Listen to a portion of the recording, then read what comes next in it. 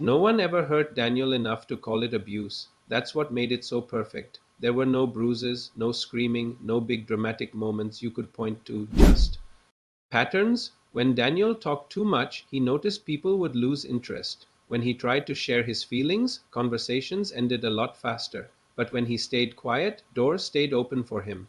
So his brain made a simple, cold connection. Silence keeps you safe. That single lesson followed him everywhere. At school, his teachers liked him because he never caused any trouble. At work, his managers trusted him completely because he never pushed back on anything.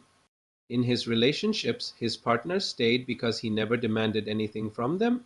Everyone called him mature, but what they really meant was manageable. Over time, Daniel stopped even noticing his own emotions, not because they disappeared, but because he learned that acknowledging them led absolutely nowhere.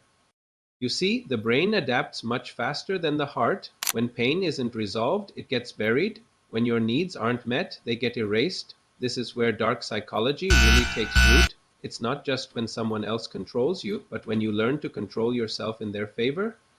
Daniel became an expert at listening without reacting. He learned how to agree without actually believing, how to apologize without feeling any guilt. And inside, something was slowly decaying. He didn't feel sad. He didn't feel angry. He just felt empty, but with structure. And that's the most dangerous kind of empty.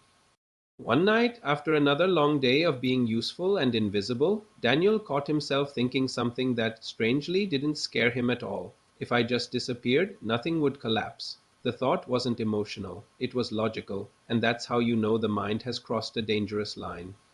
Dark psychology doesn't convince you to end things, it just convinces you that your absence would be more convenient for everyone. Weeks passed, people praised him even more. He was efficient, he was calm, he was so low maintenance. No one seemed to notice his laugh had become quieter. No one noticed his opinions had vanished. No one noticed that his inner voice had just stopped arguing.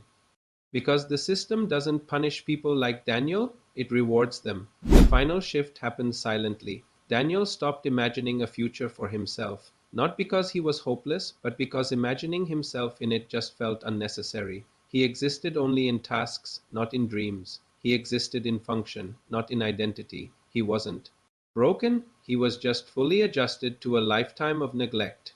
And that is the cleanest, most chilling form of psychological control, because once a person learns that being nothing is what causes the least amount of pain, they stop trying to be anything at all. If this story resonates with you, know that your feelings are valid and you are not alone. It's okay to feel, to have needs, and to take up space. If you're struggling, please reach out for help.